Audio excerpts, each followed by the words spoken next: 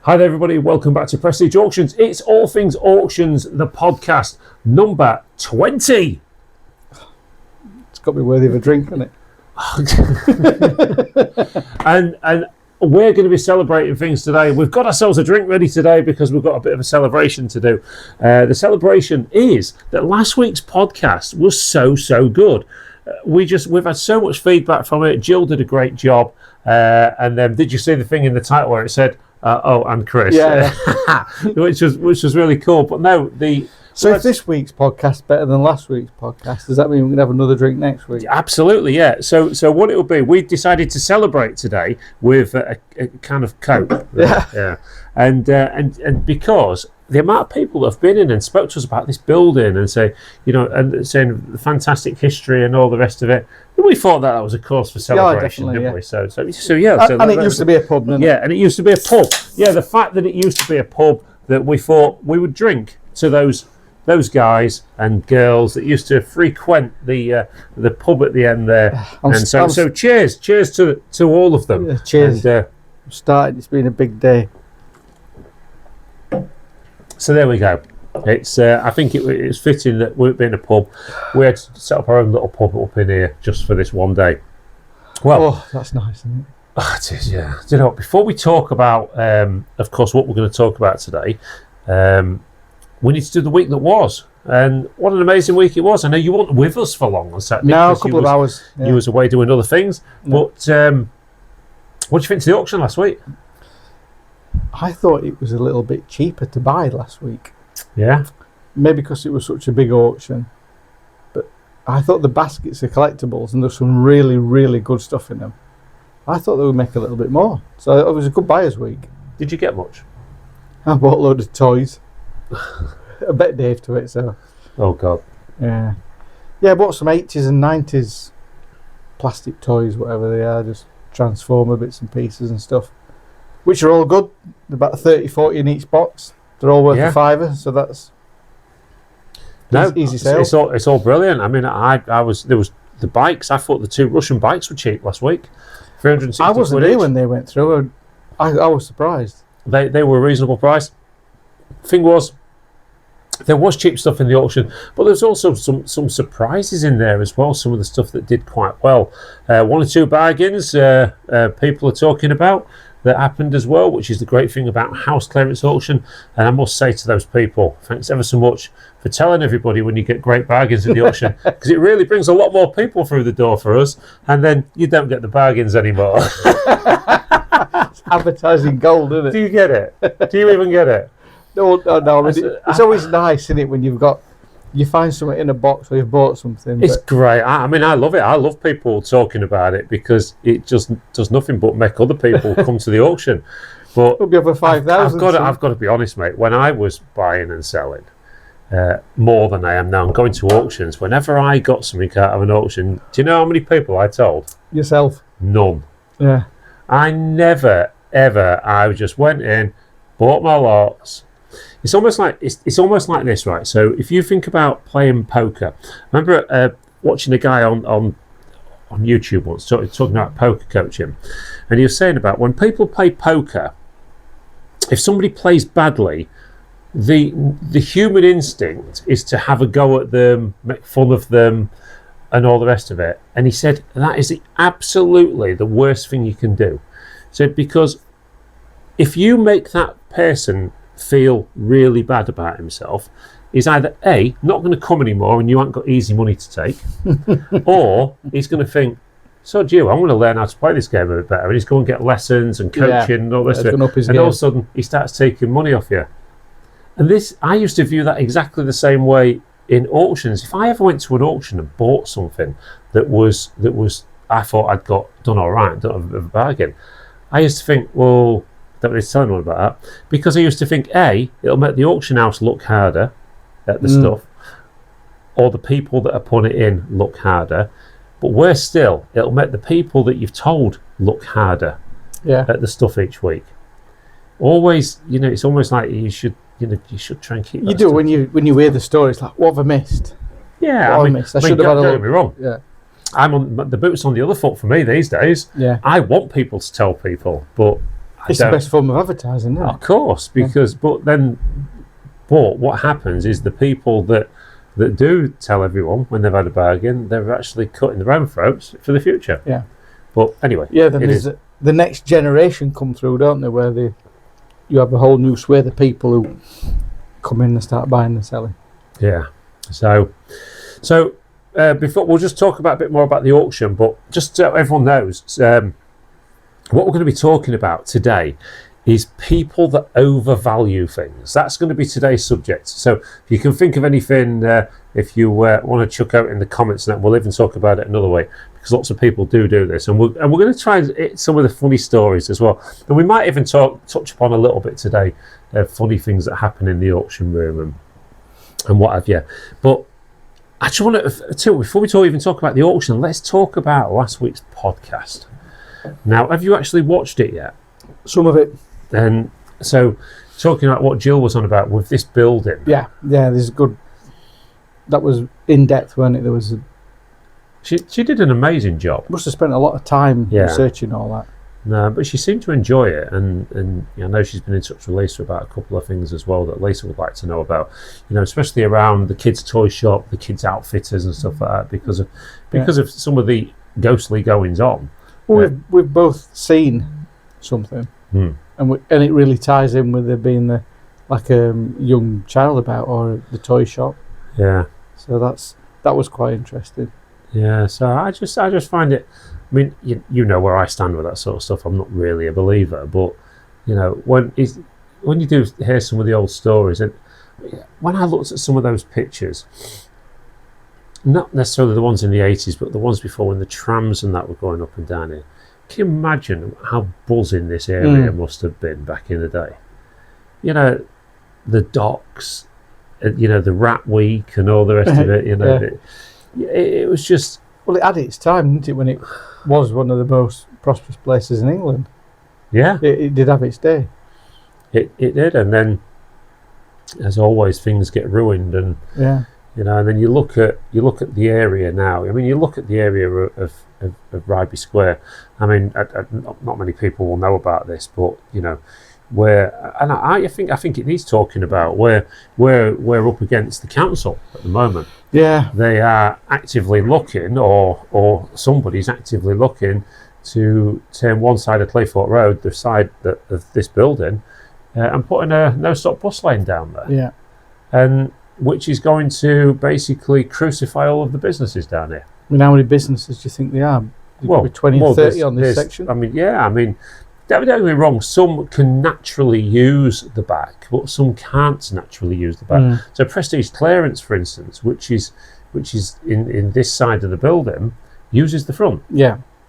And once that auction room's full, which is Prestige Auctions, everyone will think it's the same business. It's not. It is two entirely separate businesses. You cannot bring a clearance through the auction room to storage. So after a Monday, the thing is, for years, when the lads have stopped on the front of here, once or twice they've been stopped by the police because they've been on the zigzags, and they've had a slap wrist, and quite rightly so as well. Shouldn't be parked on zigzags. It's a safety issue. And even the police had said to them, move up onto the double yellows. You basically have something, what they call like a put-down rule or something, like for delivery drivers. Right. So they can stick it on there, drop the gear off, and then go. As long as they're not parking, I don't know what the legalities of it are, but they get left alone. Yeah, I think there's probably a time limit on it, innit? And yeah, but now think about this. So this road down here. Yeah. You watch what happens from the Humber to Ramsden's. Well, when it starts blocking up, people zip down the bus lane and then try and cut in. Yeah. There's always somebody that's going to let them in. I don't. I'll be honest. I'll do my best to pull up bumper to bumper to stop them getting in. Because I think I've had to wait, you should wait. There's nearly carnage outside that Chinese, isn't there, every day. But the thing is, so the same is going to happen here. Now, if you come to sort of 4:30, 5 o'clock every day out here, it's bumper to bumper. Yeah. As people are going home from work, commuting, whatever they're doing. So you take that merge lane out that we've got now, because they can come right down the front of our building, then there's an arrow saying to merge in. Yeah. You take that away and put a bus lane in there, what's going to happen? the people are still going to look and think, I don't want to wait in that, so they'll buzz down the bus lane and then still try and merge in. They'll probably do what they've done in Hull and put a charge on it for going into it. Correct. This is my next point. So initially, you'll think, well, that's okay. You know, the thing is, if we stop and unload in a bus lane, and if it's not a timed hours one, then they can automatically stop and put a ticket on us. Yeah. No doubt about it. But then, as more and more people are going to start using it as a rat run and shooting down there, what's going to happen? They'll say, this is dangerous, we'll put cameras in. Yeah. So there's 2 lanes come off the flyover. Yeah. So will the bus lane continue on to the flyover? No. Will there like just be a battle at that point when you come off? The plan is from Ryby Square to what was the Humber pub, which is now Sign of the Times. Yeah. But you see, it may not affect like the financial place, probably won't affect the kitchen place. Most of them use from the back anyway. But it's going to affect us. It's not really going to affect E-Tech that much because they're a different kind of business. They don't have a lot of footfall going in. But it's going to affect the copy centre. It's seriously going to affect the carpet shop and all the businesses along. So if they do that, it's almost like they're just going to make life a lot harder. Well, I'm not going to make any bones about it. They're going to make it harder for us to be here. Yeah. And the council gave us a lot of grief about tidying these buildings up. It's the gateway to Grimsby, the gateway to Cleethorpes, and all the rest of it. And the council were quite harsh with us. It was tidy your business up, tidy the front of the business up, or you'll get fined. Well, of course, the guy that owns this place, he had a kitchen place and whatever expressions. So that's at the point when we said to him, look, we'll signage the front of the building for you to get it all tidied up, because he wasn't even running a business. Yeah. But he was being threatened with fines or whatever if you didn't tidy your business up. Now they're going to eventually turn it into a ghost town. What's the building next to us that's like almost falling down? Well, I mean, nobody's getting fined for that one. No, or the Albion across the road. Yeah. I mean, you've got the lighting shop across the road that have had enough. They're off. They're shutting down. I don't know what's happening with Stevenson's. They've got big reduction sales on, but they may just have a sale on. I don't know. But what's going to be left down here? Theatre's there, isn't it? The theatre's there. I just find it. And they use this car park out here, don't they? Yeah. I just find it quite astonishing that something that's been here for so many years without a problem all of a sudden is a problem. Well, the main entry to Grimsby now is going to be a ghost town, isn't it? Yeah. It's the first thing you're going to see. And all you're going to have is a load of boarded up buildings. Yeah. Which is going to look terrible. And then if anybody at the council, I mean, don't get me wrong, it's not done and dusted yet, but if this does happen, then they've only got themselves to blame. Because but at the other end of the town, or the other end of the resort, if you like, I think they've just got permission through now to develop Pleasure Island. Well, I don't know if the permission's through. I've not seen anything in the papers. I know the objection has been dropped by the Environment Agency, hasn't it? The flooding risk thing. Yeah. So, but great, Well, there was loads and loads of cars, surveyors, and people around there last week sometime. So I wondered if they're moving on with it. There is so much in this town that needs doing, and so much that doesn't need doing. Yeah. And they seem to do the things that don't need doing before they do the things that do need doing. We never got a palm tree, did we? Well, the palm. I mean, in fairness to the council on the palm tree, from what I understood, everyone got on about why do we want a palm tree and all this of it. I don't quote me on this anyone, but if you do know anything, let us know. As far as I know, it was like a culture and arts grant or something. Right. That they had to do something arty, cultural, or whatever with the money that they was being given. The money was already there. So they would get the money, put the arty piece in, which would have been the palm tree, I think, and then the other money can be used for other bits and bobs down the seafront. So the thing is with a lot of grants and things, it's use it or lose it. So when people go, why we're putting a palm tree in, because we don't need a palm tree, the money could be better spent elsewhere. It's maybe that it couldn't be spent elsewhere because Yeah, that's all you could do Yeah, with the it. stipulation might have been you've got to do something to do with art. Yeah. And Because I love all the signs on the pavement for it still, aren't they? 200 yards to the palm tree. 100 yards to the palm I think the thing is, everyone comes down and they start walking down, seeing a palm tree on the. Me and Lisa was down the seafront yesterday. We had a look, 400 yards, 200 yards, and then nothing.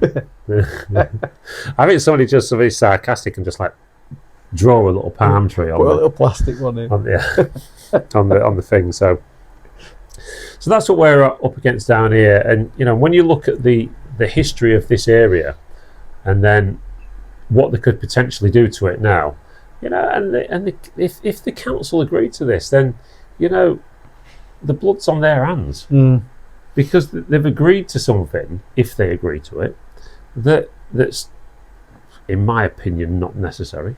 Well, we're out there unloading the van, and the buses are coming past, and there's only ever 2 or 3 people on the buses. It's not like they're packed. Well, I think if anything, they're cutting bus services. Yeah, They're not putting more in. yeah, it's a declining service. They're catering more for something that they don't even need. Or maybe I should be a bit cynical. Maybe you think to yourself, well, we'll put a bus lane in, then when they start ducking in, we'll put the cameras in, and there's another revenue stream. It's not out the way, is it? Why don't they make them people walk from Ryby Square to the Humber and then get on the bus up there? And I think the thing is, when they did the one down past the old Ramsons and that on that block, I was on the understanding they had to widen, I think, some of the pavements, because the pavements weren't wide enough for it to be buses going down there at speed. Right. That the bus might suck you off or something. So that was the words. We're in the right area for it. Remember when they used to have the yellow lines at stations? If you went to like Newark Northgate or something, and there would be signs. It would say, "Caution, going beyond this line, you may get sucked off." And there was like loads of people stood there waiting. So yeah, it's all that. All the stuff as well that people don't realise that we have to put up with. About trains, going off tangent a bit, but my old school, I'm not even going to name it because I think it's pretty bad. One of our teachers fell between the train and the platform, got stuck. Big chunky fella, and they had to come with a crane and tilt the train and get him out. Really? He was proper wedged in there, yeah. Oh my God, I bet that was funny. I mean, not funny, but funny. Yeah. One of them moments, isn't it, where you're like, oh God, this is, it's funny. That's like something off Thomas the Tank Engine, isn't it? It's like... God.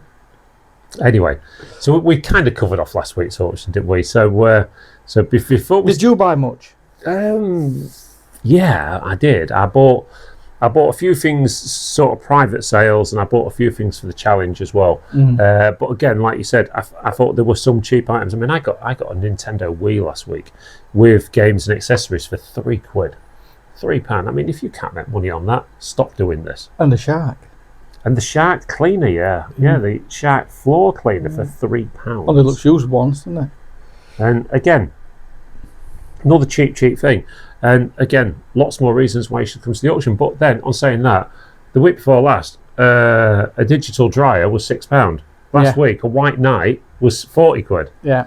And so it's all about demand, isn't it? Yeah. But do you know what was really nice to see in last week's auction? Once again, a full room. Yeah, when I left about 11ish, you couldn't shift. It was packed again. There's a lot of people, weren't there? Yeah. And some new faces as well again. Yeah, and 4,500 we're up to now, aren't we? Yeah. Lots of new faces and lots of people coming to us at the end of the auctions as well and saying, well, it's weird. It's weird. It shouldn't be happening in auction rooms. I've had a great time. We hear it a lot. I've had a great time. You don't go to an auction room to have a great time. But do you know what? If we can make people have a great time, then we're doing something right. It's a long day out as well, isn't it? It can be. It's at 5:30 finish, it must have been. I think was done on the auction for this last week at about 4:30. Yeah. Something like that. I reckon you're in for 1,600 this week. You reckon it's a big one this week? Yeah, I think it is. There is a lot of gear out there, but I've not. I can't say I've had a massive hunt around, look through. It feels like 1,600. Yeah. Of course, any bargains that are in there, I'm sure we'll find out about them by end of play, certainly.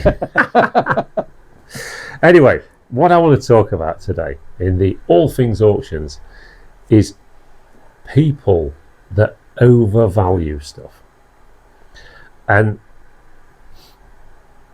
I love it. There's two kinds of people. So there's the people that bring the stuff in for evaluation day, that already have an idea in the head of what they think it should be worth. What they want you to do is confirm that. Yeah. And when you don't know what you're doing. Yeah. Yeah. And then the person that buys something very standard at the auction then tells you how much it's worth and how amazing it is. Yeah.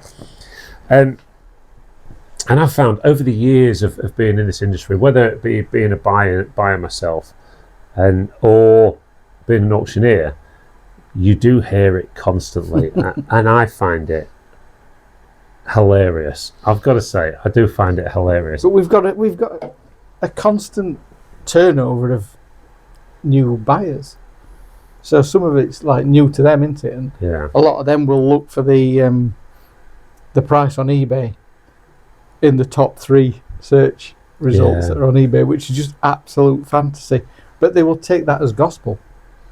Yeah, because every time I go to a house clearance quote, you'll hear them words. The words I dread to hear when I do a quote is, "We've been looking on eBay." Yeah.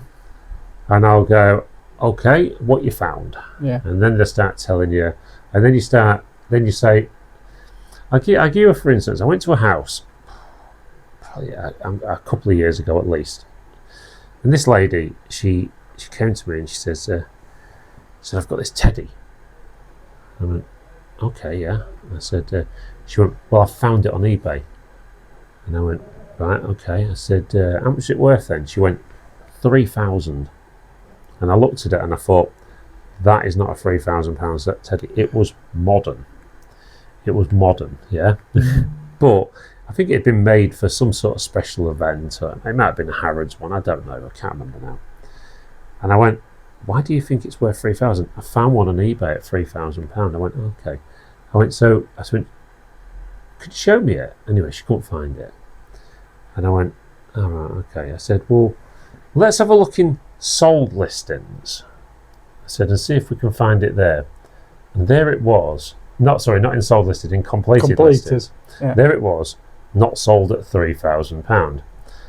I says, "Right, here's your problem." I said, "You now think that teddy's worth £3,000 because somebody's put it for sale on eBay at £3,000. I went, "But there's the same one that didn't sell at £2.99. There's another one that didn't sell at £1.99. In fact, the only one I can find that sold was 99 pence. I went, "And they're all the same bear." She went, "Well, but that one's 3,000. I went, "No, that one's been put at 3,000. Okay, and there's a humongous difference between something being put. So I'm not being funny. I could take this empty can, which is going to be empty soon, and I could put that on eBay for £1 million. eBay won't stop me doing it. No. It doesn't make it worth it. And so you have all these people coming to you constantly, and you hear it on viewing as well. I mean, I always say the best thing you can do on viewing day is listen. Just listen to the opinions, and people going, oh, they're worth this and they're worth that. And I always think to myself, I mean, don't get me wrong, some people get it wrong entirely in the other direction.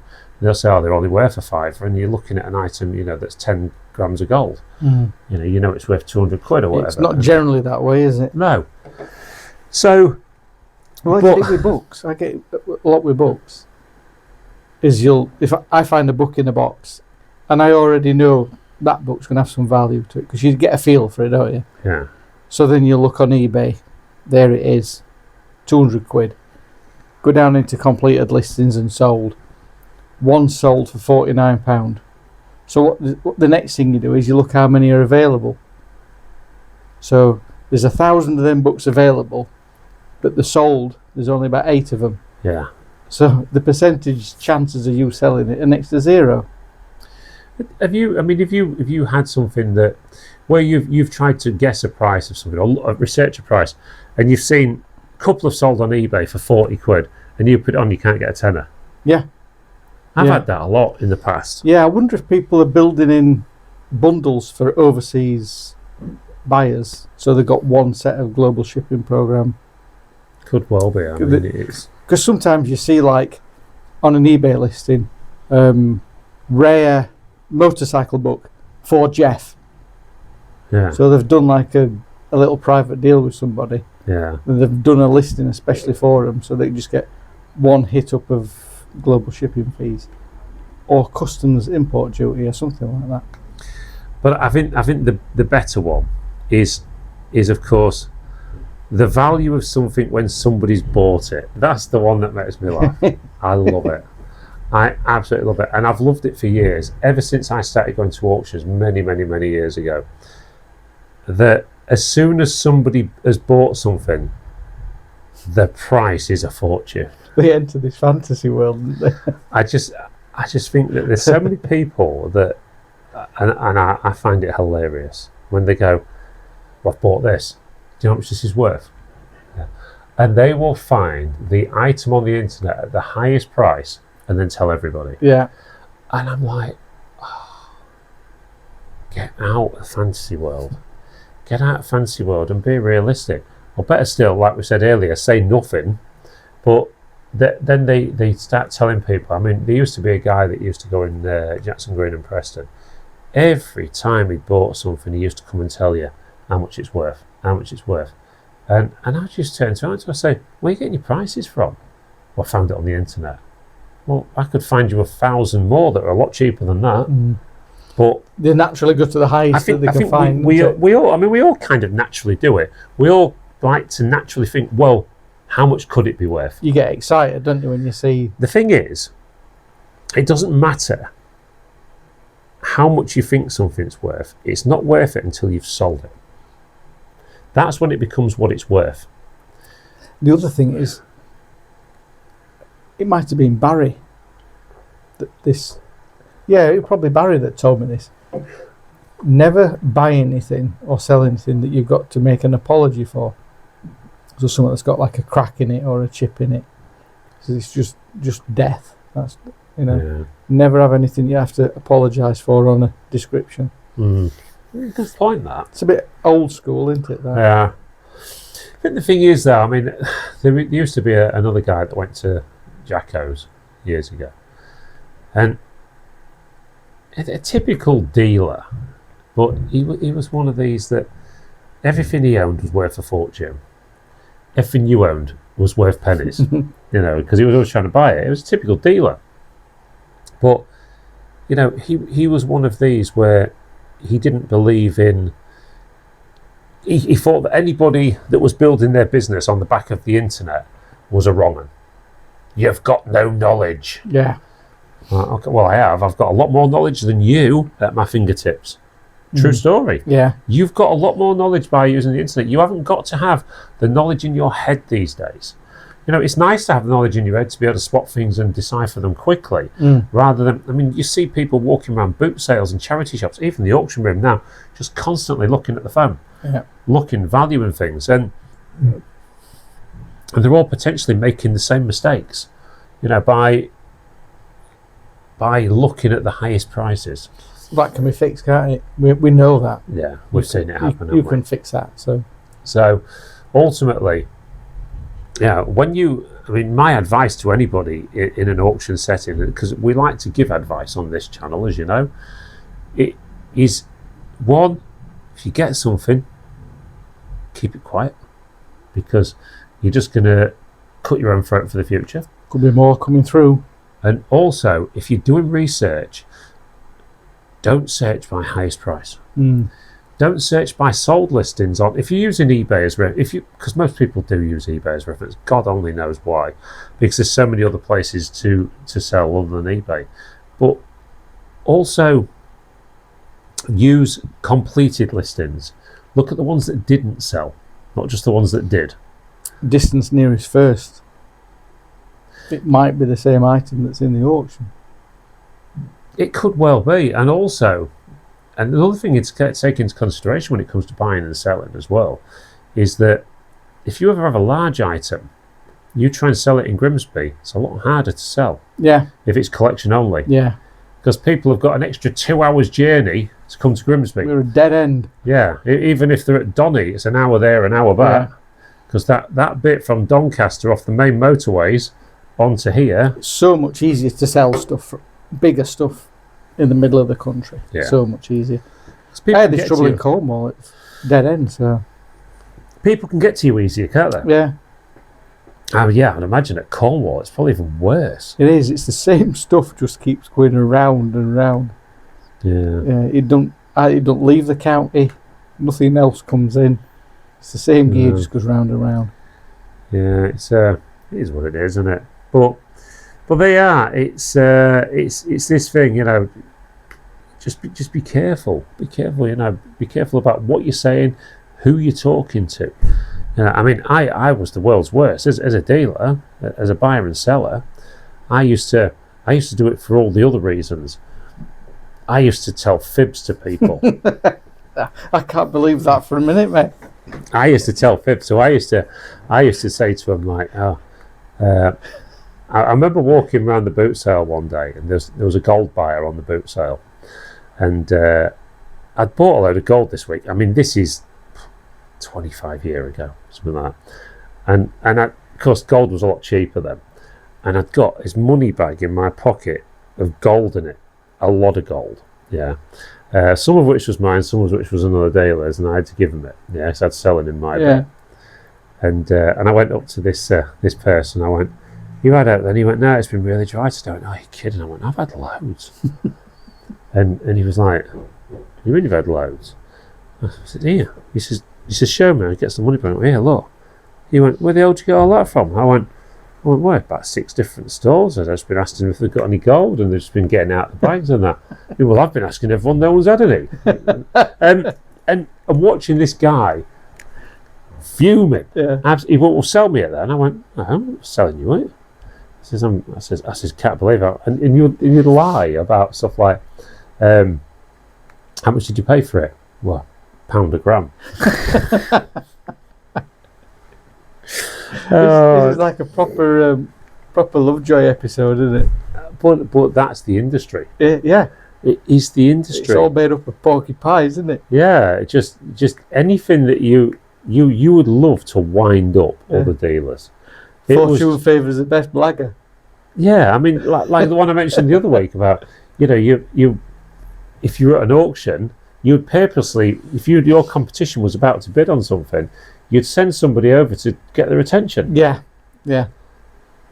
I mean, if you could take a young lady with you, it was great. Yeah. Right, in 2 lots' time, I want you to go, "Excuse me, you couldn't just help me with this, could you?" And he's, Missed it. And with that, boom, you got your hand up, you got a number up, you've bought the item, you walk away.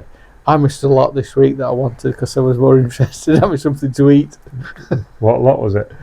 Early on, about 140 something. It happens, but you see people zone out, don't you? Yeah. They're like, we need, especially if you're on a run. See, coins do it to me, stamps and coins. You get sort of like into a run about 15 or 20 stamps and coins, and I'm like, it's gone.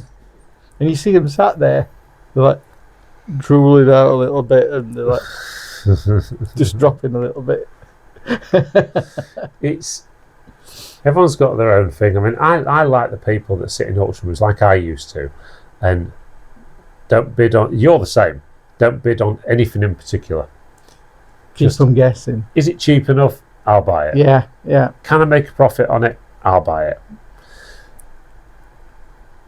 My mate JP in Rotherham, that's been doing the research on Jane for us.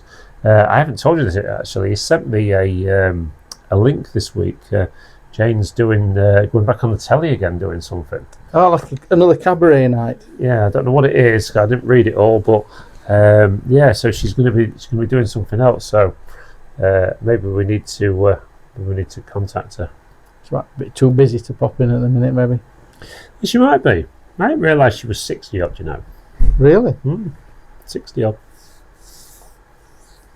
She doesn't look too bad, really, does she? No chicken. Not for 60 odd. But, I like her. I like the fact she's down to earth. I'll tell you what I do like at the minute. Talking about cruising. Princess Cruises has got a singer on there at the moment. And I actually Googled her to see who she was, and she's a British actress and singer. She's had, is it Emmys or whatever they are, or Grammys, I don't know. And The Love Boat she sings.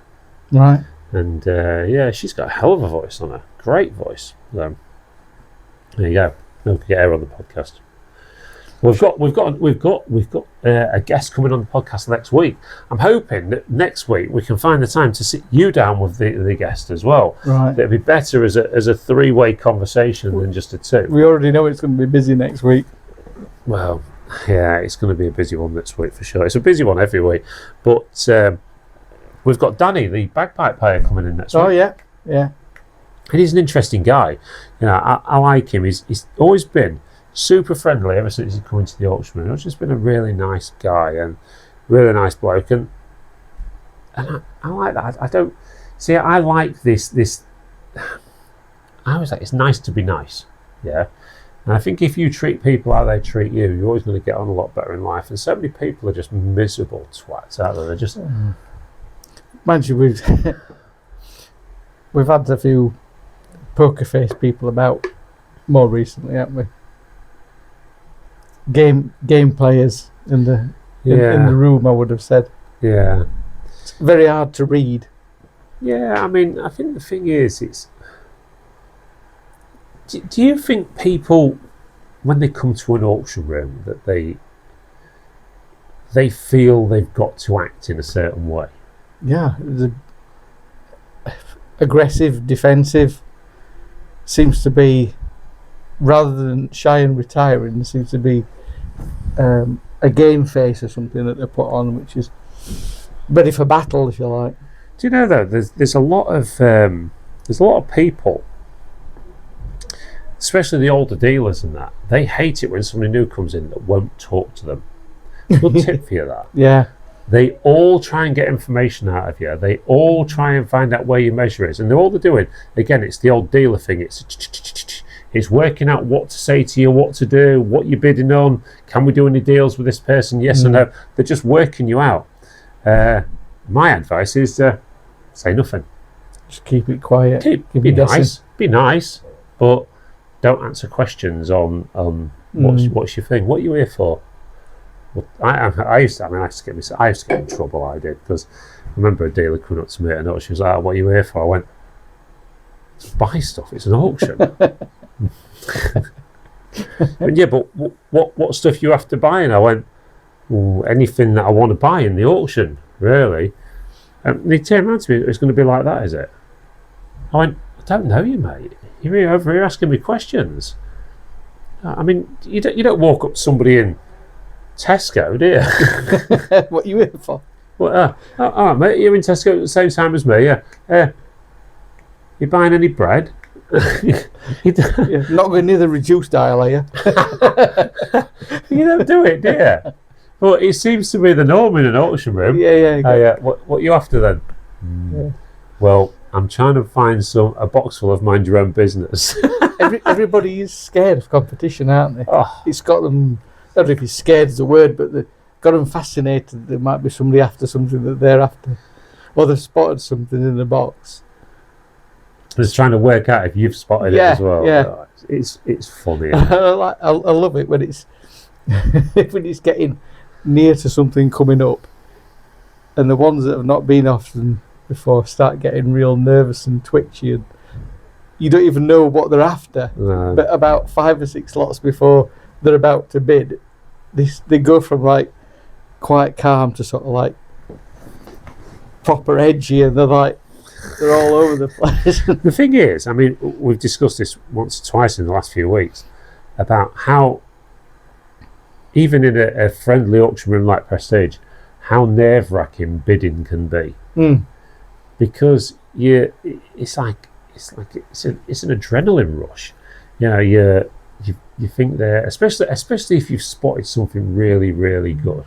Yeah, You know, and you know what? I mean, despite the fact that people will think I don't like this, I do like it. When somebody gets a good bargain at the auction, it is good. It's good for business. Yeah, it's very good for business. Yeah, and you know, you want them to, but I've been there. I've been in that position where you're thinking, right, here's my limit, 180 quid on something, and at 10 quid, he's looking for another bid, and there's nothing. The hammer comes down, and you're like, you was already going to make 50 quid on it. All of a sudden, you're making 150 quid, or whatever. But then there's no worse a feeling than fair warning. 4, 6, 8, 10, 12, 40. You're just about to get an item at 3 or 4 quid, or a tenner or whatever, and all of a sudden that hand goes up in the air and it goes straight arm. And I think the other one as well that really gets you is when you're in a bidding battle with somebody else and they drop away, and then a new bidder comes in. Fresh bidder comes on. Yeah. Because you know at that point they've been sat waiting. Yeah. And they're just waiting for the bid to run out. See, I like doing that. I like to wait and see it settle, and then if I'm still, then I'll come in. I like that, the dropping in later on. Or the one that seems to work a lot is, it'll be like 20. Nope, he's out. Fair warning. Oh, he's back in again. Yeah. And then that seems to absolutely kill it then, doesn't it? The thing is, there is such a thing as tactical bid. Yeah. There's no doubt about it. And I used to do it quite a lot at auctions, where I used to do that same thing. I would get up to a price and I'd just go, yeah, that one. And I'd just say no. And then the bidder would carry on with somebody else, and then I'd just be stood there thinking, nah, I need it. And all of a sudden I go, like that, click my finger, so because sometimes they won't look back at you. Yeah. This is a thing as well. Another tip, everybody. Yeah, you're out at that point. If you've dropped your bid and you say you're out, the auctioneer might not look back at you. So you've got to get his attention. You'll hear sometimes people go, Carl, you, or whatever. Yeah. So you go back to them, and that is disheartening. That really gets to people. It does. You can see it sat at the front with you. Yeah. And you can watch the body language of it. You get to know how it works. You see how it works. Yeah, and you're just like, come on. But there is ways, or pause bidding. I mean, the thing is, people pause bidding in prestige is not a good idea, because I'll just bring the hammer down, because we're rushing all the time. We've always got to get a move on. You can't pause bid releaser. Then they see their ass. You can't pause bid releaser, but so everyone pause bidding is this. So 10, 12, and then you look back at that pace and they're like, fair warning, 14, struttle the person, 16, would you like 18? And all you're doing is you're sending the blood pressure through the roof for the other person. And ultimately, I mean, we've had one or two in the past. There was a guy went to battle with Pete Dixon. Yeah. And everyone was in the room, so I can talk about this. Pete bid on a boat. And this boat was 40 to 60 quid. But these two people didn't like each other. And be careful this, everybody. Grudge. Yeah. Grudge bidding is a very dangerous game to get into. And these two just didn't like each other, and they literally stood next to each other, both with their arms in the air, and it should have been 40 to 60 quid, and the other guy dropped his hand at 1,550. And Pete, who was doing it, Pete actually, when the guy went, he actually put his number down. He went like that, oh, and stormed out, and Pete Dixon stood there like that. That's an horrible sight, isn't it? Because he'd just paid 1,550 quid plus commission for something worth 60 quid. But he won. But it's a very, very dangerous game. And he wins every other boat since that point. Yeah, it does. Yeah, it might be cheaper in the long run. But the thing is, the other one as well is trying to bid people up if you really don't know what you're doing is a very dangerous game as well. Yeah, we see that. I remember watching a guy doing something similar in another auction room, and he was trying to bid this dealer up, and some of the old dealers are just too wise to it. They know what you're doing. And I think this guy was seeing maybe an item that was worth 400 quid. They're still both in at 600 quid. And then the dealer's straight armed, and then literally as the guy's hand went up, he went down. This guy got landed with an item that just cost him £300 more than he could make on it. Yeah. And I've seen people in Prestige laughing when they bid. So you know what they're doing. Yeah. And then they usually sat with somebody else trying to impress them. Yeah. Yeah, we'll set this up. Yeah. It's a very, very, very dangerous game, and because it can be very costly. Got to remember, when you bid in an auction, your bid is legally binding. You know, you are bidding to buy it, and you know the only way your bid gets cancelled is if the other person drops out.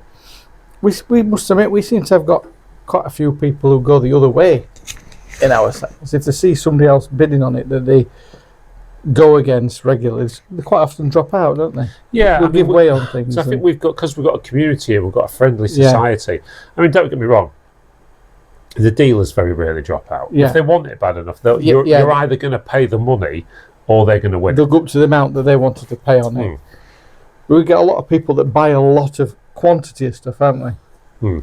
So on some things they'll give way on it if they know somebody's bidding quite strong. You can tell a dealer. You can always tell a dealer, because a dealer will always drop out at the right point. Because dealers are more level-headed than a private buyer. Yeah. Because a dealer gets to the point where he knows or she knows they can still make a little bit of money at that point. One more bid and they're going to struggle. Yeah. And they're not prepared to do that, so they stop. They just go, no, thank you. And they'll often say words like that as well. No, not for me. Or they'll do this and all the rest of it. But then a private bidder will often go that extra few bids and can end up paying too much for something. But you know, you can't stop that. No, that's out of your control, that one. I mean, when I sometimes sit up on the rostrum and there's people bidding against each other, and I'm looking at the price something's going to, and I'm thinking, why are you paying this much money for it? They've just gone to war with each other, and you're like, stop doing it. Especially if it's got a B&M sticker on it. I'm not saying stop doing it. I want them to do it. You know, we're making more commission on it, you know, and that's where the business side of it kicks in. But ultimately, there is nothing nicer as an auctioneer than seeing a private. This happened a couple of weeks ago with an item. I won't mention what it was, but there was a particular item in the room that they really wanted, and it was from their own family. Right. And they bought it, and to say they was pleased was an understatement. To see that look of excitement on the face when they got the item that they wanted, and you know that's a nice side of the business, but it's not always a nice side, is it? Anyway, let's look at the challenge. Oh yeah.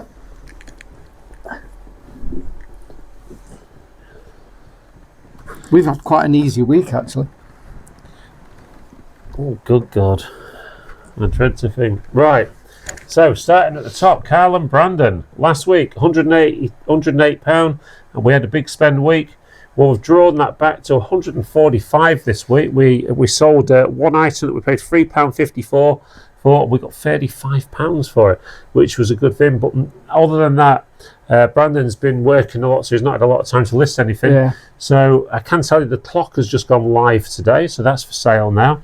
So that could potentially bring us back into the game. Yeah. What do you think you're going to get for that? Realistically, because I think it needs a little bit of a service. I think I'd be happy. Well, I'm not going to say what I'd be happy with because it's for sale online at the moment. Right. So it's up for £950. Yeah. And but obviously, what I've said, I'd be prepared to take an offer. So ultimately, that could be quite good. We did buy quite a few items this last week as well. That should have been 165, but it's cost us another 20 quid in buying stuff.